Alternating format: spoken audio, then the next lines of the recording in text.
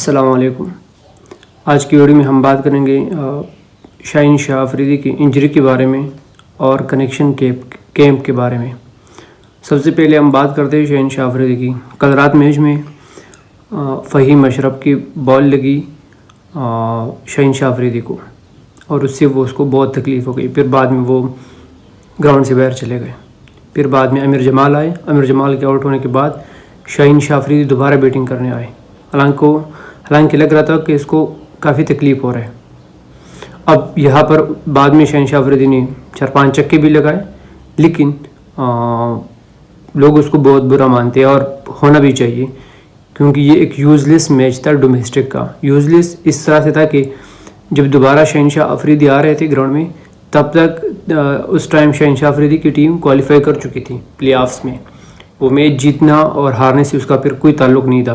انہوں نے صرف 223 رنز کرنے تھے. اب یہ تو ہو گئی جب 2022 کا ورلڈ کپ تھا اور ناصر حسین تھے. اس ٹائم اس نے بولتا کہ ینگ مین کیریئر از مور امپورٹنٹ دین ورلڈ کپ، اور اس ٹائم شاہین شاہ افریدی کو بٹایا تھا. اب اگر ورلڈ کپ سے آپ کا کیریئر زیادہ اہم ہے تو آپ کو اپنے کیریئر کے حساب سے دیکھنا چاہیے. ایک تو آپ کی فارم پہلے سے نہیں ہے.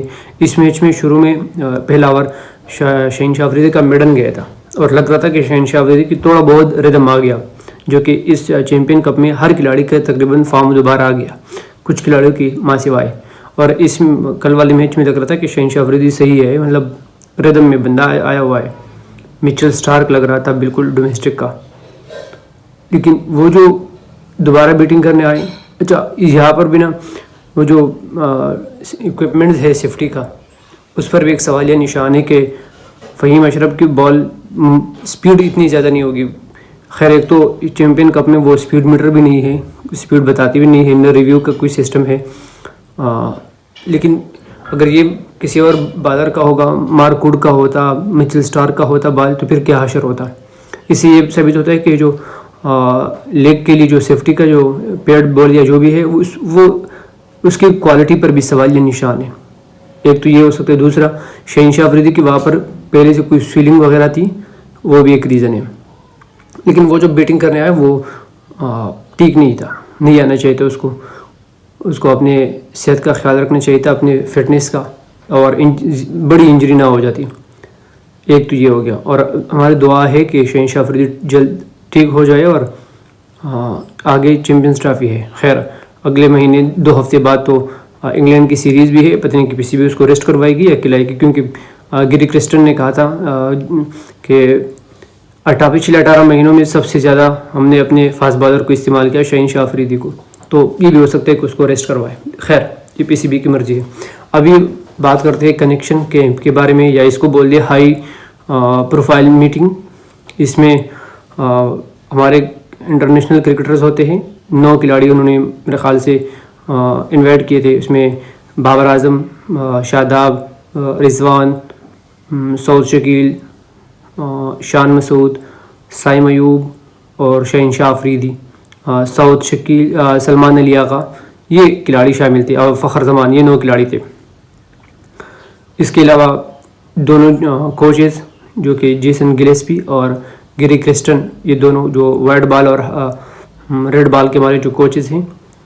اس کے علاوہ باقی بھی پی سی بی کا جو سلیکٹر، چیف سلیکٹر اور جتنی بھی ہے، ان ساروں کو مدعو کیا ہے. اور اس کا ایک مقصد ہوتا ہے کہ پاکستان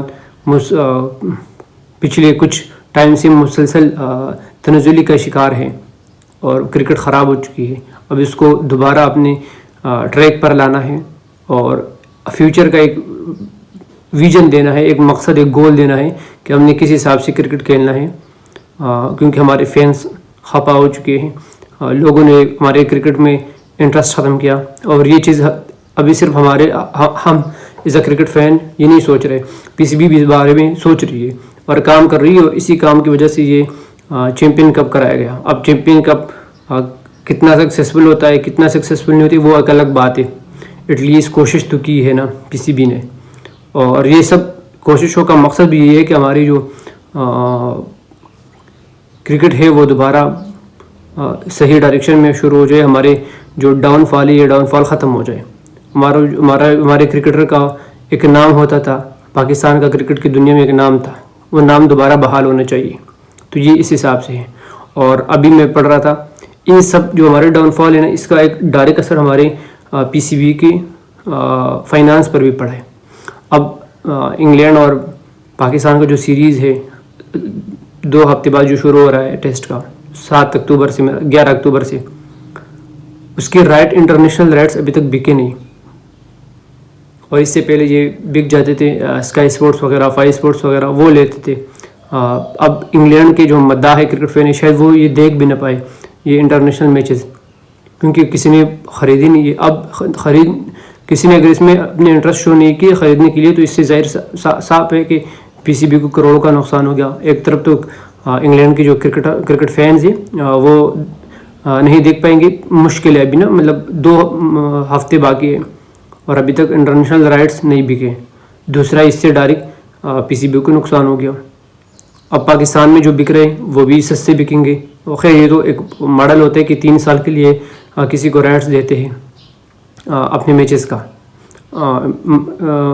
قومی سطح پر بھی اور انٹرنیشنل بین الاقوامی سطح پر بھی.